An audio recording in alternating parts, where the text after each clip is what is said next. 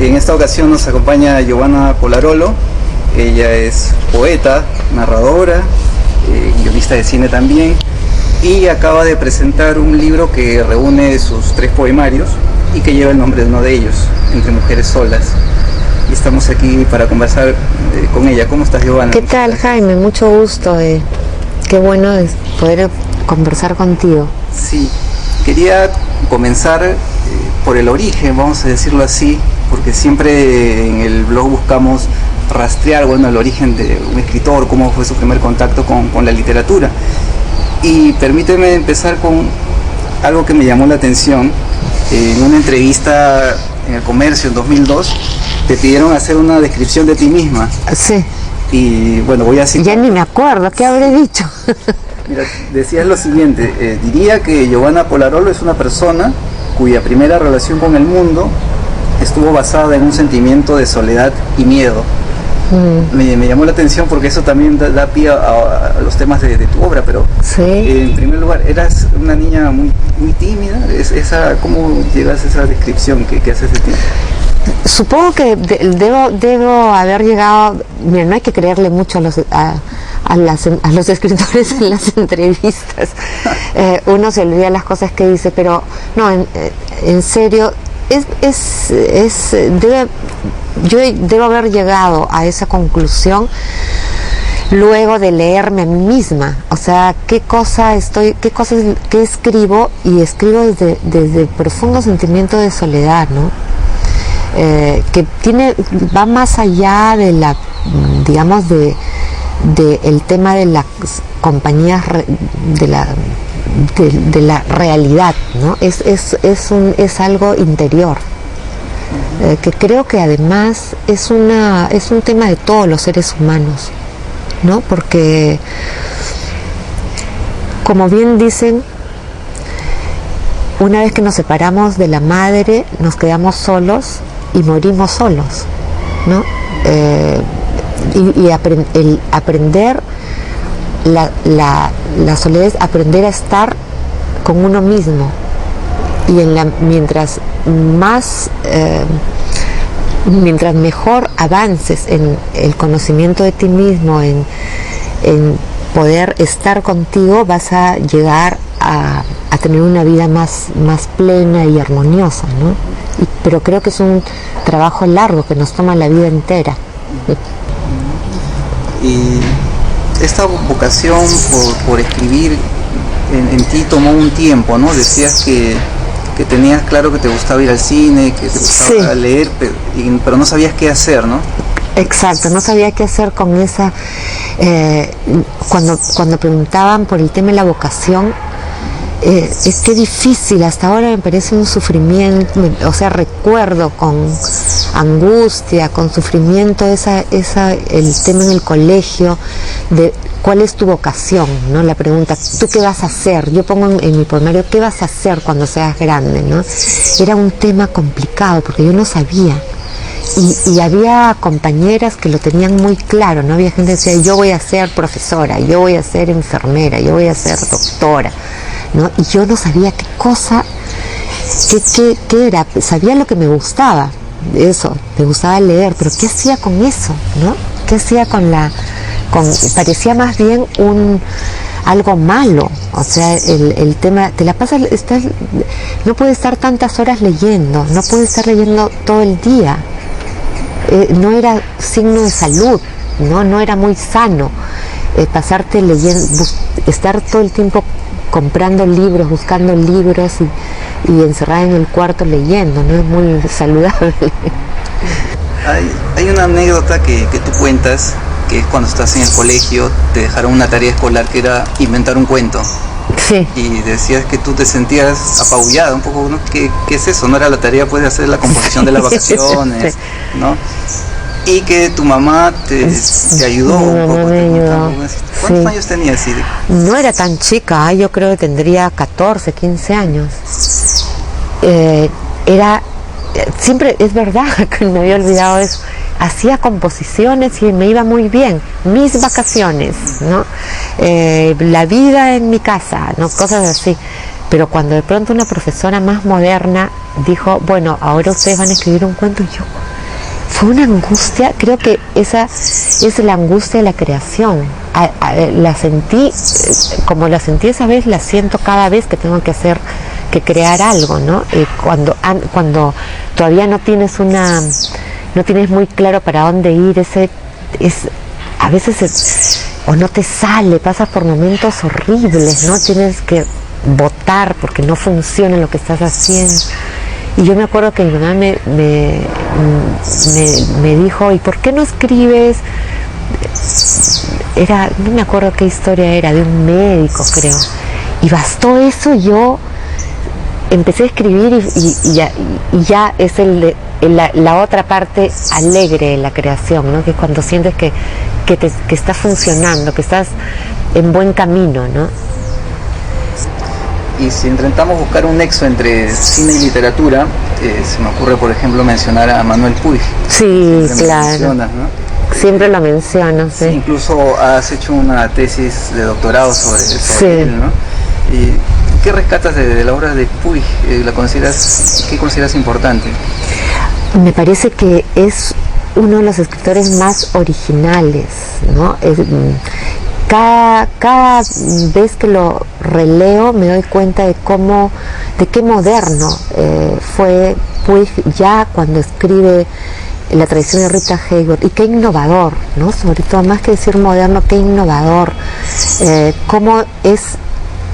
Creo que es el primer escritor que escribe sobre cine desde la situación del espectador. Sí, Fuguet en este libro Cinépata dice que Puig transformaba la página en pantalla.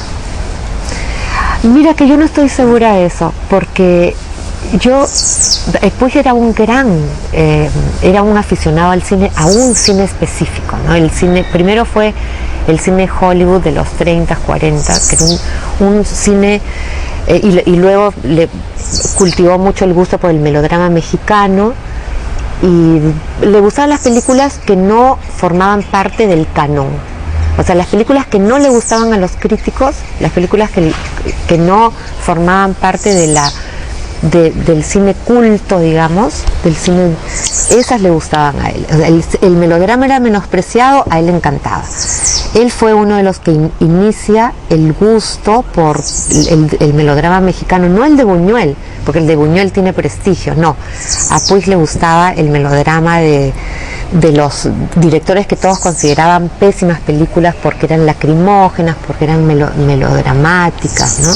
Juan Orol, actrices como Ninón Sevilla, ahora tienen prestigio, ¿no? Tú ves el canal de película que cuando pasan esas, o sea, hay un canal que esas películas es que ya se ha vuelto prestigioso. María Félix es un monstruo, ¿no? Pero entre ese gusto de Puig por ese tipo de cine y sus novelas hay un abismo. Las 8 novelas que escribió Puig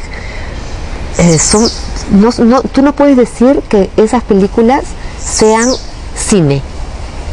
Hablan de cine, por ejemplo, La tradición de Rita Hayworth, desde el título, pero son de una estructura complejísima y no te remiten a una película, sí te remiten al mundo del cine, o sea, al universo cinematográfico de, no sé, Rita Hayworth, El Gran Gatsby, esa película El Gran Vals, pero la estructura corresponde a la estructura, no a la estructura clásica de las películas que a él le gustaban.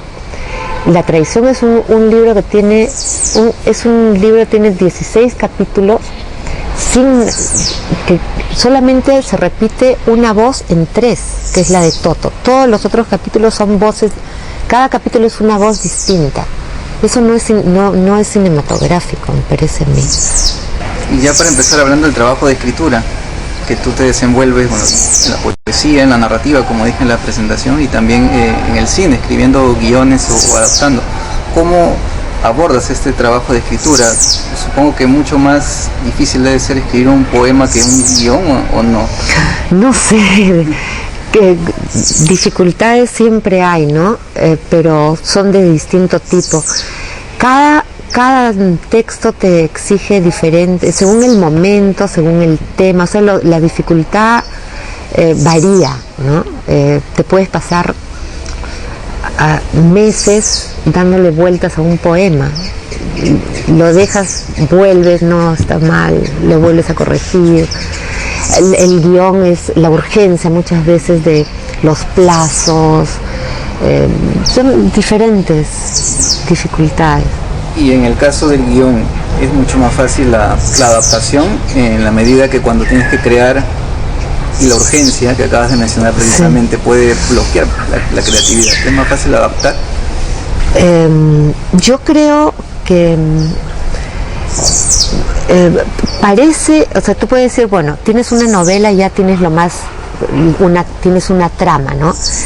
Pero a veces tener eso es un problema porque empiezas a ver cómo cuento y de pronto la voz que está narrando esa novela no te sirve y tienes que empezar a buscar otra manera, replantear una estructura.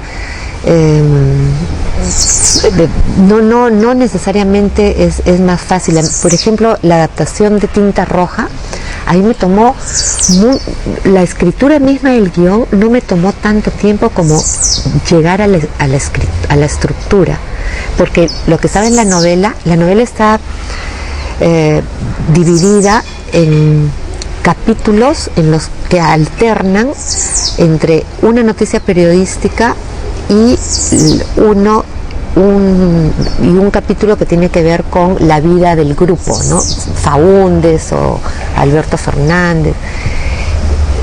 ¿Cómo cuentas eso? O sea,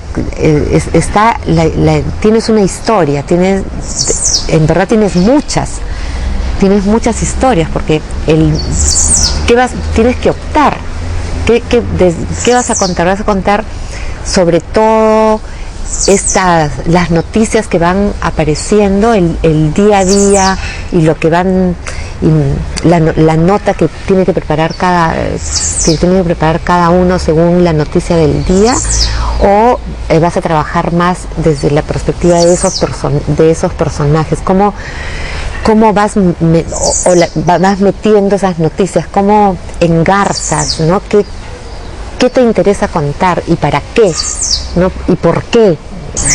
Y en esencia, Giovanna, ¿tú te consideras poeta? Digamos, a lo largo del día, mientras estás haciendo alguna otra cosa, estás pensando en un poema, mentalmente lo escribes. Hay épocas. Siempre me acuerdo y cito esto que le escuché decir una vez a Toño Cisneros, que la poesía es caprichosa, de pronto te visita, se instala en ti y estás en una etapa como febril, no dura más de 15 días, 20 días, y escribes, y de ahí a que venga otra visita puede pasar mucho tiempo. Creo que no es una experiencia de todos. Pienso, por ejemplo, en un poeta que me gusta mucho y quiero mucho también, que es Eduardo Chirinos. Eduardo es un creador sistemático, ¿no? Él todos los días escribe. Yo me siento más cercana a esto que decía Toño, ¿no? Hay épocas en que sí tengo como que hay una sensibilidad que se exacerba y una imagen cualquiera, de pronto algo que veo, un pensamiento que me asalta y digo, como para empezar, ¿no? Pero no siempre me pasa.